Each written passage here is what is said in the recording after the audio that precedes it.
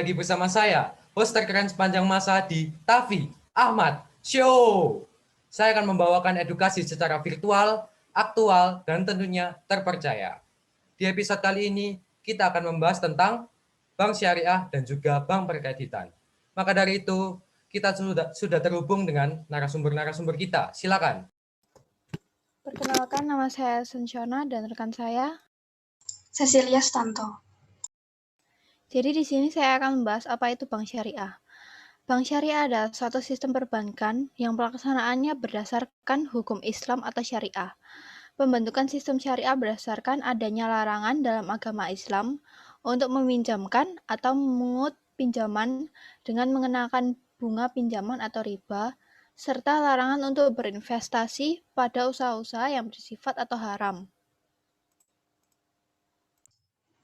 Berdasarkan Undang-Undang Nomor 21 Tahun 2008 tentang Perbankan Syariah, bank syariah adalah bank yang menjalankan kegiatan usaha berdasarkan prinsip syariah atau prinsip hukum Islam yang diatur dalam Fatwa Majelis Ulama Indonesia seperti prinsip keadilan dan keseimbangan atau al-dua tawazun, kemaslahatan atau maslahah, universalisme atau alamiah, serta tidak mengandung gharar, maisir, riba, zalim, dan objek yang haram. Nah, itu tadi adalah pengertian-pengertian dari perbankan syariah. Kita tahu di Indonesia ini terdapat banyak sekali bank, baik itu bank negara maupun bank swasta. Nah, dari sekian banyak bank itu, bank-bank mana saja sih yang sudah menerapkan sistem bank syariah ini? Silakan. Jadi contoh bank di Indonesia sudah menerapkan sistem syariah ini diantaranya ada Bank BRI Syariah, Bank BNI Syariah, dan juga BCA Syariah, dan lain. Nah, itu tadi ya, pemirsa di rumah, ada bank BRI Syariah, BNI Syariah, BCA Syariah, dan masih banyak lagi.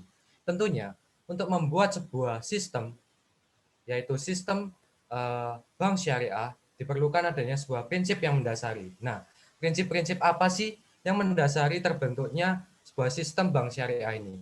Silakan. Jadi prinsip dalam Islam yang mendasari produk dan perbankan syariah ini ada 10.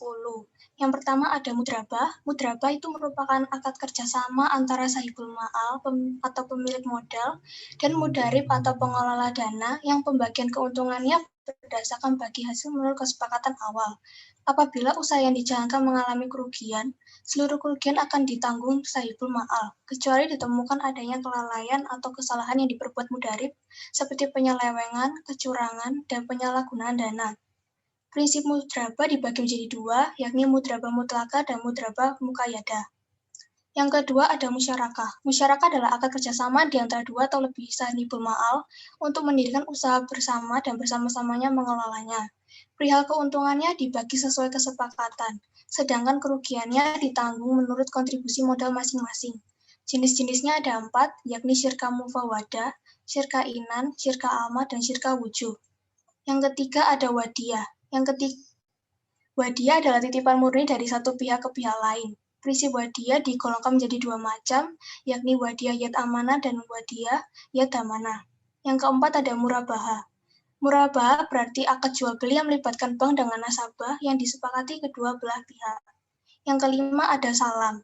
Salam adalah transaksi jual beli suatu barang tertentu antara pihak penjual dan pembeli dengan harga yang terdiri atas harga pokok barang dan keuntungan yang ditambahkan telah disepakati bersama. Yang keenam ada itisna. Itisna ini diartikan sebagai transaksi jual beli yang hampir sama dengan prinsip salam, yaitu jual beli dan penyerahan yang dilakukan kemudian, sedangkan penyerahan uangnya bisa dicicil atau ditangguhkan. Yang ketujuh ada ijarah. Ijarah merupakan akad pemindahan hak guna barang atau jasa dengan membayar upah sewa tanpa diikuti dengan pemindahan kepemilikan. Yang kedelapan ada qard. Qard merupakan perjanjian pinjam-meminjam uang atau barang yang dilakukan tanpa ada orientasi keuntungan. Namun pihak bank sebagai pemberi pinjaman boleh meminta ganti biaya yang diperlukan dalam kontrak qard. Dan yang kesembilan, hawalah atau hiwalah. Prinsip ini diartikan sebagai pengalian utang dari orang yang berhutang kepada orang lain yang wajib menanggungnya. Dan yang terakhir, ke-10 wakalah. Prinsip wakalah ini timbul karena adanya salah satu pihak memberikan suatu objek perikatan yang berbentuk jasa atau dapat juga disebut sebagai meminjamkan dirinya untuk melakukan sesuatu atas nama diri pihak lain.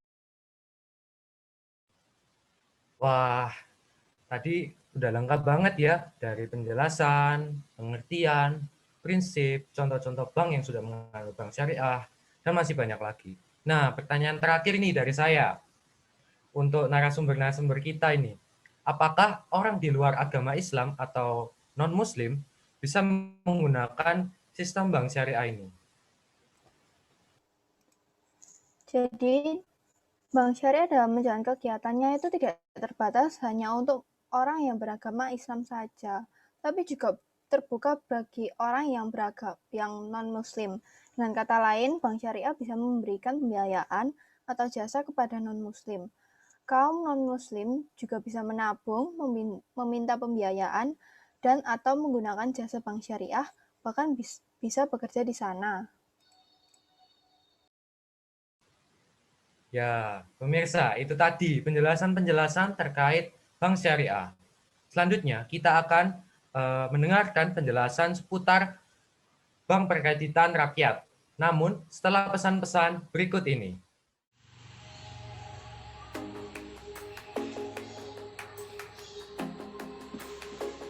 Kalian suka baca-baca tentang masalah sosial? Pengen ngulik lebih dalam, tapi nggak tahu wadahnya? Tenang, saya punya solusinya. Yuk, gabung dengan komunitas Suara Pelajar.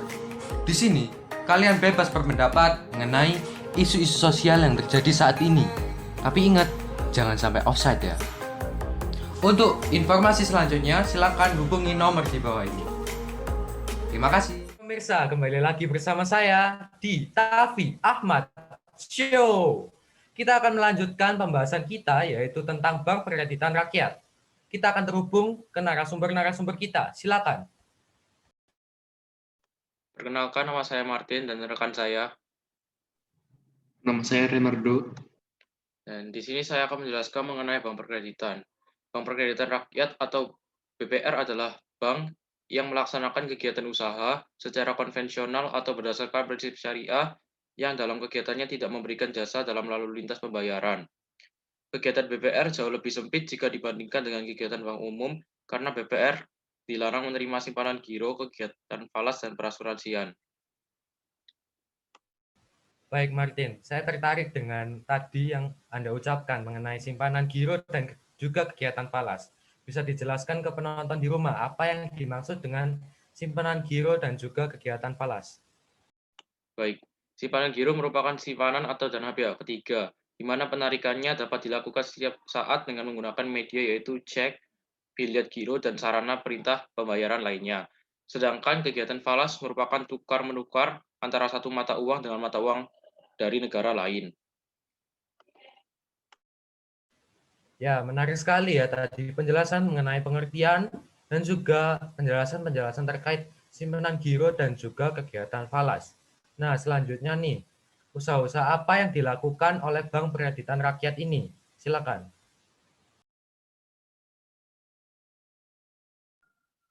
Ada 4 usaha yang dapat dilaksanakan oleh BPR. Yang pertama, menghimpun dana dari masyarakat dalam bentuk simpanan berupa deposito berjangka, tabungan, atau bentuk lainnya yang dipersamakan dengan itu. Yang kedua, memberikan kredit. Yang ketiga, menyediakan pembiayaan dan penempatan dana berdasarkan prinsip syariah sesuai dengan ketentuan yang ditetapkan oleh Bank Indonesia.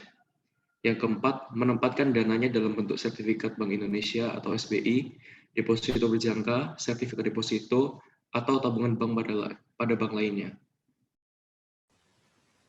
Wah, ternyata banyak juga ya usaha-usaha yang telah dilakukan oleh Bank Perkreditan Rakyat ini, mulai dari menghimpun dana dari masyarakat, memberikan kredit, dan masih banyak lagi.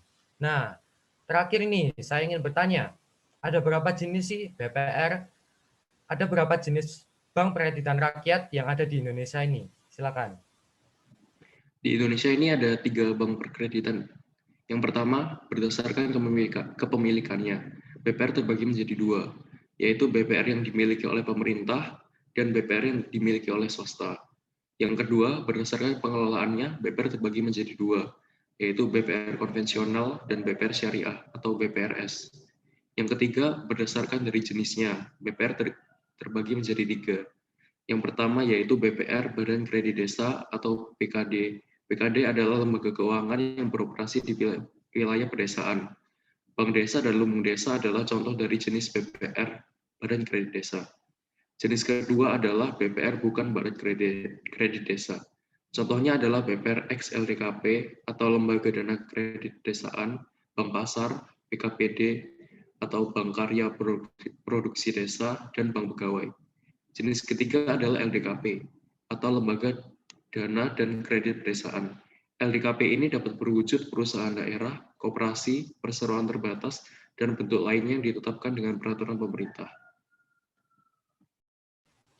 Ya, pemirsa, kita sudah sampai di penghujung acara. Ya, singkat saja ya pertemuan kita pada kali ini. Tadi seru banget ya penjelasan mengenai bank syariah dan juga bank berkreditan. Terima kasih kepada narasumber-narasumber kita yang sudah meluangkan waktu untuk memberikan penjelasan terkait bank syariah dan juga bank berkreditan.